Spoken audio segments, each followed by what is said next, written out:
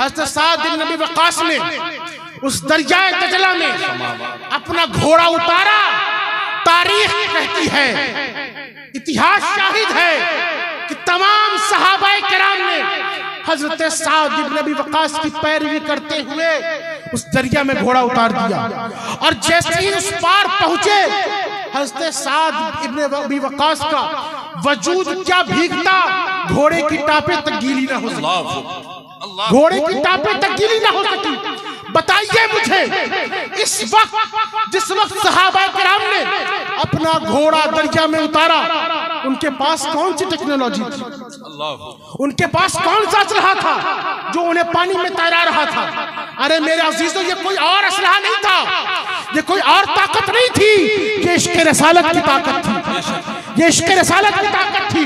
اور جو عشق رسالت میں سرشار ہو جائے اور کسی عشق رسالت کا اسلحہ مل جائے، وہ کبھی ناکامیاب ہو ہی نہیں سکتا.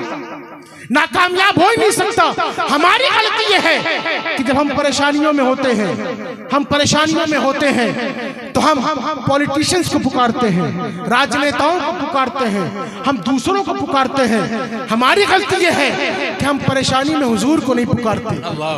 حضور کو نہیں پکارتے. جس دن دل میں یہ بات آ جائے گی کہ حضور کائنات صلی اللہ تعالیٰ علیہ وآلہ وسلم کو پکارنے کے بعد مسئلے حل ہو جاتے ہیں، اس دن ایمان کی تکمیل ہو جائے گی.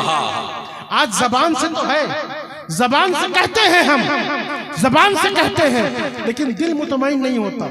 اور صحابہ کی جماعت، تابعین کی جماعت تو وہ جماعت ہے جو زبان سے بھی کہتے تھے اور جن کا دل بھی مطمئن تھا. اور اسی لیے تو مجھے بڑی حیرانی ہوتی ہے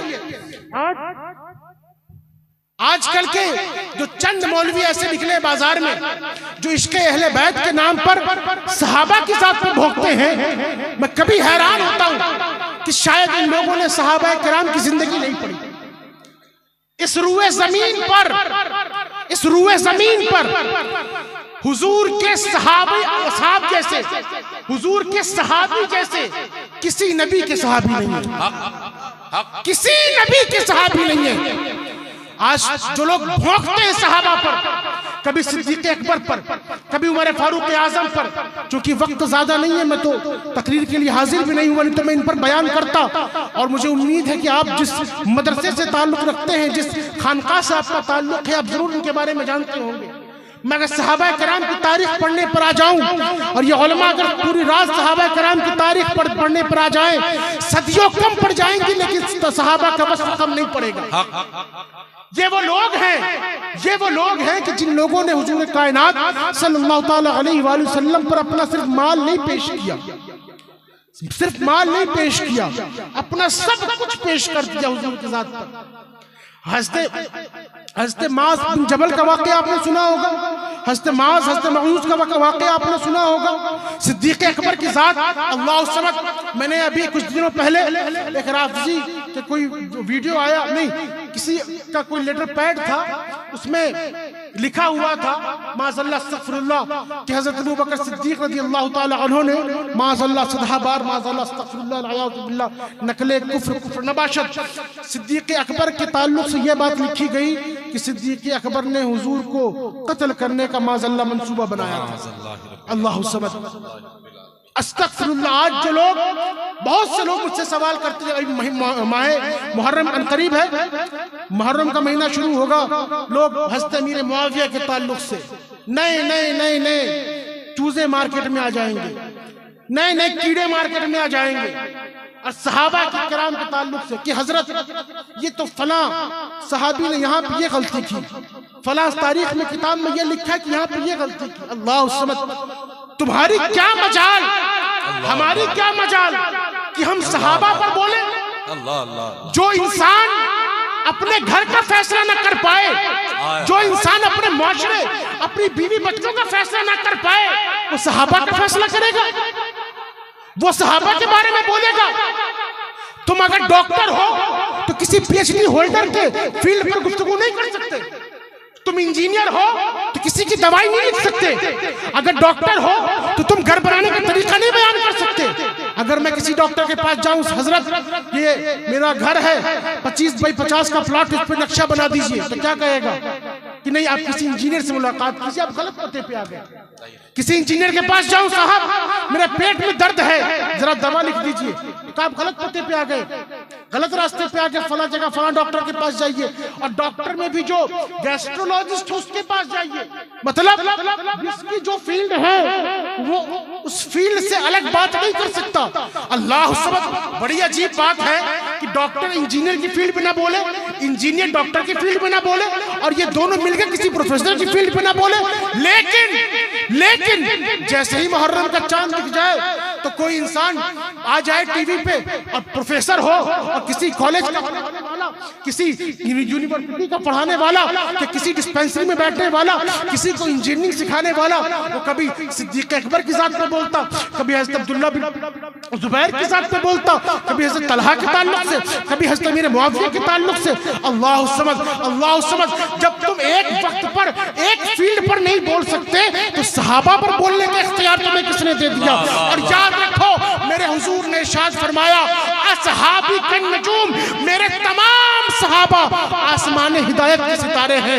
یاد رکھو صحابہ کرام نے حضور کائنات صلی اللہ تعالی علیہ وآلہ وسلم کے تعلق سے جو قربانیاں پیش کی ہے، رہتی دنیا تک اسلام اور اسلام کے ماننے والے وہ قرض اپنے کندھے سے نہیں اتار سکتے. اور رہی بات صدیق اکبر کی، تو صدیق اکبر کے تعلق سے صرف اتنا ہی کہوں گا جو محدث اعظم ہند نے کہا تھا کہ مرتبہ حضرت صدیق کا یہ ہے سید، مرتبہ حضرت صدیق کا یہ ہے سید، ہر فضیلت کی وہ جامع ہے نبوت، ہر فضیلت کی وہ جامع ہے. ارے جس نے رسول کائنات صلی اللہ تعالی علیہ وآلہ وسلم کو اپنے کندھے پر بیٹھا کر غار ہرا، غار ثور جیسی پہاڑی پر جانا گوارا کیا ہو، وہ صدیق اکبر جس نے حضور کے ساتھ غار میں وقت گزارا ہو، اور وہ وقت جس وقت فقط حضور ساتھ میں ہے، تیسرا کوئی موجود نہیں ہے، وہ صدیق اکبر. اللہ سمجھ، جن کا عالم یہ ہے، قرآن کہتا ہے ان اکرمکم عند اللہ اتقاکم. اس آیت کی مصداق کون ہے؟ تمام صحابہ کہتے ہیں کہ اس آیت کی مصداق صدیق اکبر ہے. وہ صدیق اکبر حضور ارشاد فرمائے کہ میں مجھ پر جن لوگوں نے جتنا بھی احسان کیا میں نے سب کے احسان کا بدلہ چکا دیا، لیکن ابو بکر کے احسان کا بدلہ کل میدان محشر میں میرا رب چکائے گا. اللہ سمجھ، وہ ابو بکر کہ جس کی عزتوں کا عالم یہ ہے، جن کی بلندیوں کا عالم یہ ہے کہ حضور کائنات صلی اللہ تعالی علیہ وآلہ وسلم نے دیکھا کہ جبریل امی حاضر ہے اور بدن پر بوریا لپیٹے ہوئے ہیں.